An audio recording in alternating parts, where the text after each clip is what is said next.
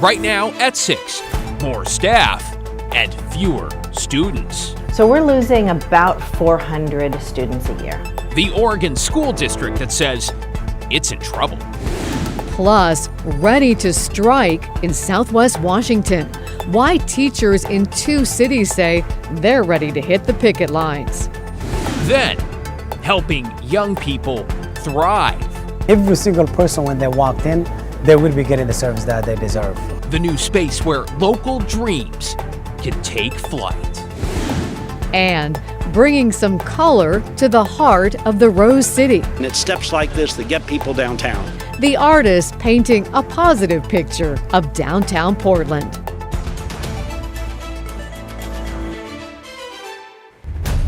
Good evening, everyone. We continue to follow breaking news out of Atlanta, where in just the last few minutes, authorities released this mugshot of former President Donald Trump after he surrendered. It is his 4th arrest, this time on charges stemming from efforts to overturn the results of the 2020 election in the state of Georgia.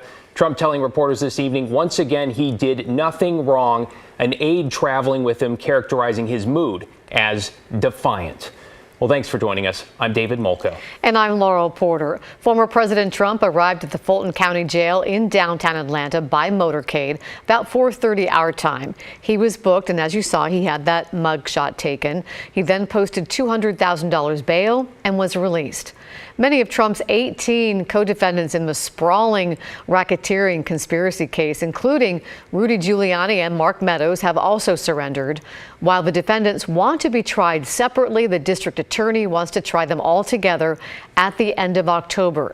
Hearings will begin next week to sort out those requests.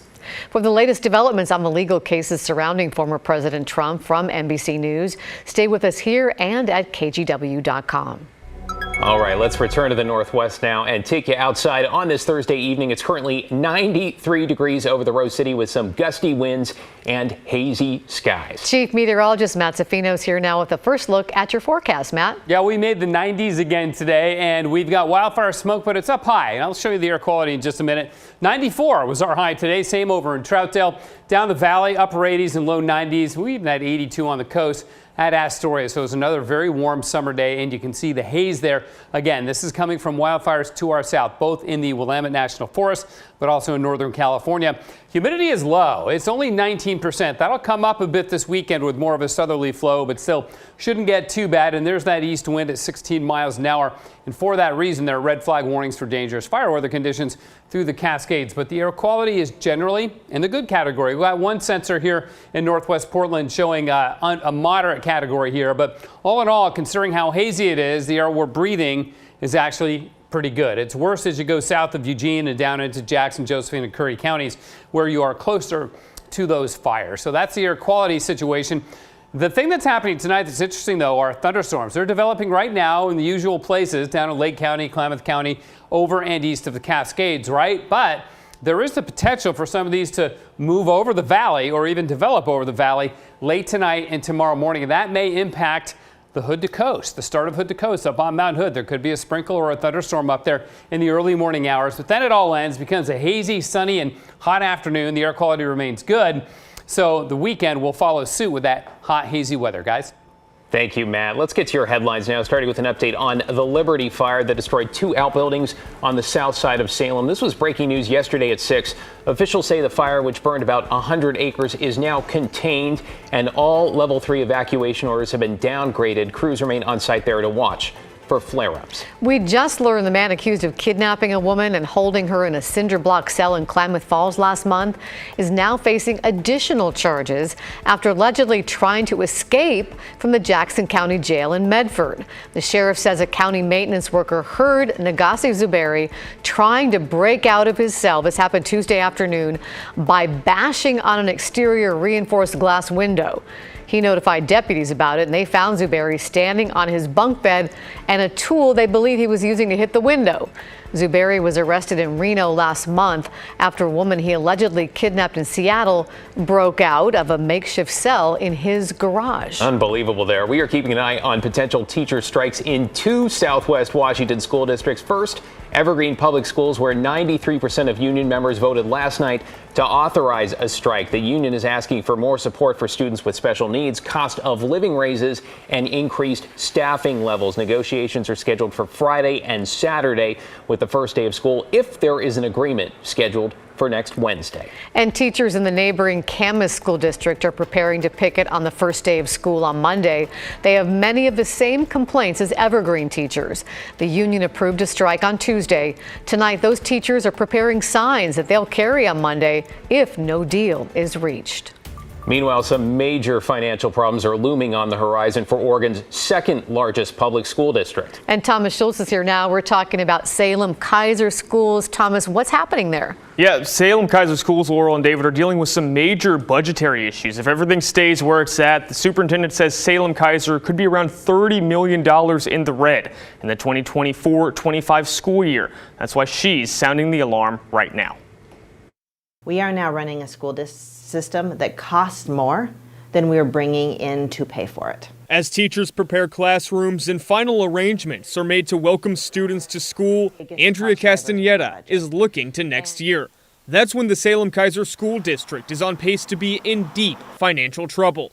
Over the past few years, the district has been losing around 400 students a year. While the population of Salem is growing, Castaneda says the birth rate is not. She says the district also added more than 450 staff members since the pandemic, further increasing expenses.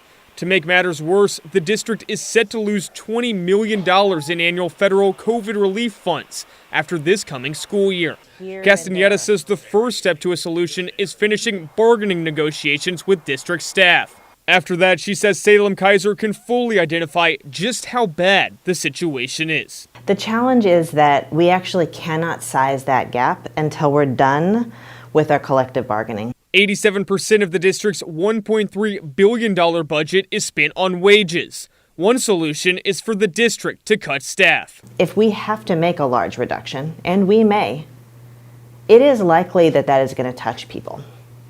It's because there isn't other places for us to go.